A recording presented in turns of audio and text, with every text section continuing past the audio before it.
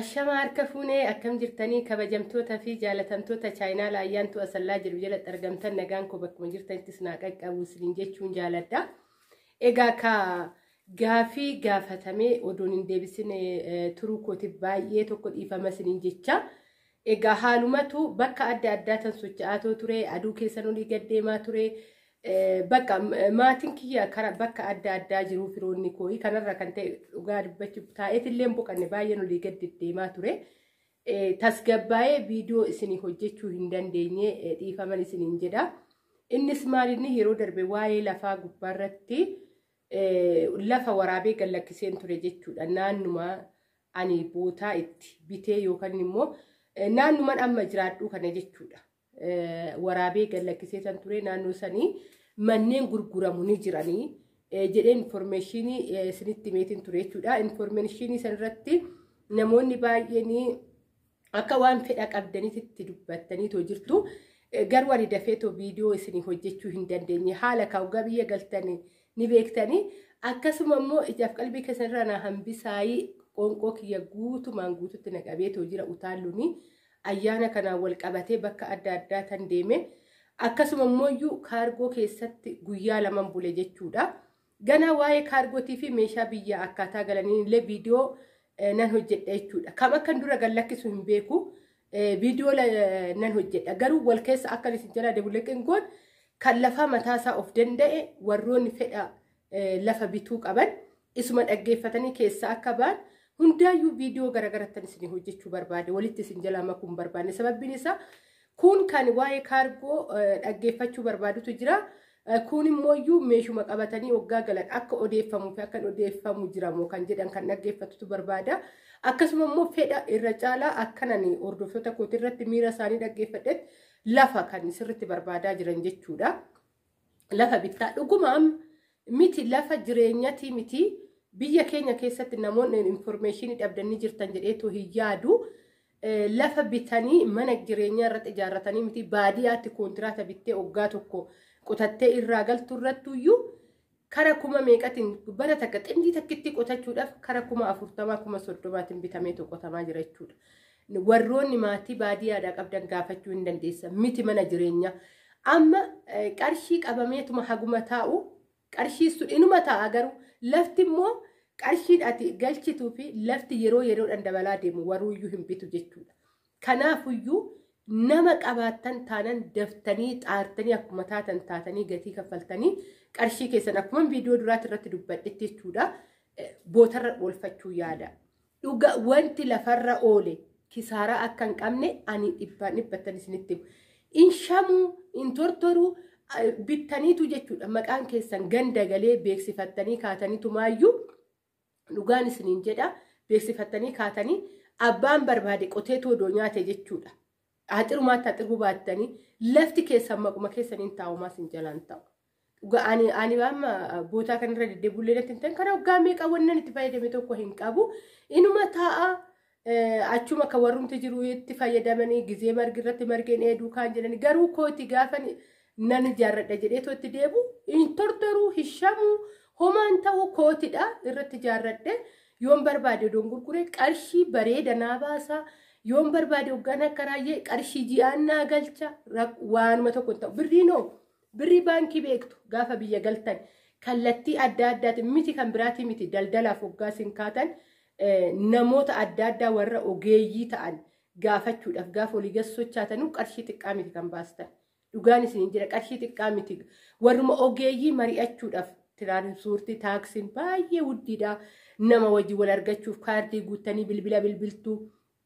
Kun gatii nama baasa lafa kee hoo achuma teessetum ogeessa barbaaddattee ijaarrachuus waggaa barbaadde birrii silkiitti baastuun qabdu. Ofiif yeroo kanala namoonni ogeeyyiin guutanii jiru. Bashiidha. Namni wannuma jala deemee warruma hojjetan kana jala qaxaramee namni kallattii adda addaatiin jireenyatti baree jira dhugaan isiniin jedha. Akkatti jireenya mo'atan baree jira warri biyya keessa jiru. Nutu rakkata malee jechuudha. Asuma deemanii achi deemanii ogummaa harkaa baranii ogeeyyii danuutu jira naannuma kanaayyuu kan siif ijaarraa akkasiidha. Maaliif isaaniif illee faayidaadha waan ta'eef dhugaa anamma gizee lafa kanatti samoona kana biyyee buusu ni argitan. Mana ganama bakka hin ciisutti manatti dhufanii too na gaafatan. Kana siifaa buusnu kana saa buusnu maaliif shimmaa ta'ee jira hunduu ogeessi baay'atee dargaggoonni oduu argitanii dargaggootumti kun nama jala deemanii baranii ogeeyyii ta'anii mana hinsaa akkamii ijaaraa jiran jechuudha. Amma immoo yeroo kana keessattuu naannoo manni sirritti ijaaramaa jirutti warroonni jireenya ofii fooyyessaa jiran warroota mana ijaaruu danda'anidha. Gabaabumatti jireenya ofii baay'ee jijjiiraa jiran dhugaa dubbachuuf. Sababbiin isaa mana kan ijaaru guyyaan dabalaatoo deemu. Nuti mana xiqqaa kanaa miti warroonni qabeenya qaban Adaamaa keessa seenanii lafa bitaniitu amma piroojeektii adda itti ijaaraa jiru. Kanaafuyyuu yoo isinirrallee carraan akka carraallee ga'ee birrii dachaatti gurgurachuu dandeessanii walumaa galatti gatii lafaa warri na gaafattanii naannoo Adaamaa naannoo kamii warri jettanii isin jirtan dhiifama oduun isinitti baay'ise nama of kalchaa isiniin jechuun jaaladha. Gatii isaa akkasuma naannoo kamiidhaa naan jettanii na gaafattanii jirtanii egaa amma kanan harkaa qabu naannoo tokkodha jechuudha walumaa galatti. Naannoo sunis maaliif ani warra dhugaati irratti hundaa'ee tanan ofii kiyya naannoon itti jiraadhu akkam bitadhe waan ta'eef malee bakka biraatillee namoonni ni gurgurra jedhan baay'ee tura. Lafti hoo lafa seera qabeessa jettaniitu jirtan. Lafti lafa seera qabeessadha. Lafa qotee bulaati. Lafa qotee bulaa mootummaan hoggaa furatullee ni beektu. Kaasaa qaban jechuudha. Amma fakkeenyaaf hagadaa keessa lafu warroonni hagadaa naannoo kana beektan hoggaa jiraattan ta'e yoggaa irra ga'ee kaasaa qaban ni beektu. Lafti qotee bulaa karuma kamittuu mirga isaa eeggateetoo jira. Bittaa fi gurgurtaallee gaafa godhan ganda dhaqxaniiti jechuudha. Ganda dhaqxaniiti an akkasittiin bitadhe waan ta'eef iyyuu warroonni amma fooqii isinitti argisiise yeroo darbe viidiyoo darbe irratti hoggaa ilaaltanii jiraattan ta'e warri isinitti argisiise insaa ijaaraa jiran qotee biraan laa bitanii jechuudha. Darbaa miti kan bitan wanti nama miidhu lafa keessatti wanni isin beekuu qabdan fakkeenyaaf of fudhadha. Ani ayyaan tun lafa bitee ka'ee nama biraatti gurguree namni biraa sun immoo nama biraatti gaafa gurgure gatii si gaafata. Kuni daariktii abbuma bira dhaqxee bitte jechuudha. Kuni gatii sin gaafatu. Gaafuma wallee sirreeffachuu ta'u abbichuma san dhiyeeffatte jechuudha. Garuu gaafa nama darbaa bitaatoo deemtu nama tokko yoo argate tokko dhabda gaafa qaxarooti irratti. Kuni garuu daariktuma abbaarraa bitama waan ta'e waastinnaa qaba. Isiniin jechuufanii wanti waastinnaa qabu immoo yoo shakkiillee qabaatte gurguratteellee irraa deemuu dandeessa. Har'a bittee ji'a har'a bu'aa qabeessa taate jechuudha. Daldalaa miti. Daldalli gaafa tokko oli gaafa tokko gadiidha. Lafti garuu takka gadi ta'eetoo hin beeku. Gadi deebi'ee hin beeku. Wannumti fe'eeyyuu yoo gadi deebi'ee lafti takka gadi deebi'eetoo hin beeku. Ni beektu jedhee tayyaada. Warri hin beekne illee immoo isinittan hima.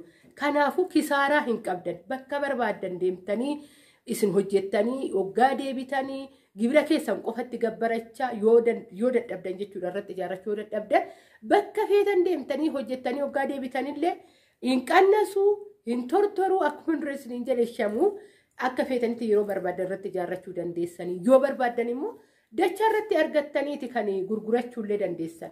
Kanaafuyyuu kana isiniin jechuu barbaada. Seera qabeessadha. Seera qabeessa hoggaan jedhu lafa qotee bulaati. Lafti qotee bulaa immoo waastinnaa qaba yookaan shakkii hin qabu. Kaasaa qabda wayillee hoggaa irra ga'e fakkeenyaaf amma karaan irra ga'e hoggaa ga'e natsaaf hin badu jechuudha lafti qotee bulaa. Maaliif gizee kana beektu qotee bulaa hin kaafamu ni beektu jechuudha. Kaasa kennamaaf malee callifamee yookaan birrii kennamaaf yookaan lafatti akka'amaaf. Kanaafuyyuu garuu fufaa karaa biraatti hoggaa deemanii too bitanii gatii nama gaafata. Isiniin jechuufanii odoo bitattanii hedduunatti tolaa warri immoo ni bitanna jettanii yoggaa jiraattan keessan na dubbisa. Feesbuukni kiyya ayyaantu mucaa kakuu jedha. Piikchariin kan irra jiru kanuma yuutuub irra jiru kanaadha. Searchii gootanii argachuu dandeessan jechuudha. Warroonni immoo bilbila barbaadanii hoggaa jiraattan taambileelee gubbaarra isinii teechisuu nan danda'a. Warri ni barbaanna si dubbisuu barbaanna keessan jettan hoggaa jiraattan. Garuu ijoolleen baay'een bilbila koo warri qabdan ni jirtan. Immoo nama eenyu waastinnaadha kan jettanii hoggaa ta'e nama qabatamaadhaan ani beeku ni jira jechuudha. Walitti dhiyaannee qabatamaadhaan biyaansi lafa baay'ee kan harkaa qabu lafootuma firaa jechuudha. Magaalatti galaniitoo lafa gurgurachuu warroonni barbaadan. Akkasuma immoo cinaatti illee ofii isaaniitiin mana ijaarratanii kan irraa hafe immoo gurgurachuu warroonni barbaadan illee ni jiru jechuudha. Egaa kan sagalee koo baay'ee rakkisaadha garuu ni dhageessan jedheen abdii qaba.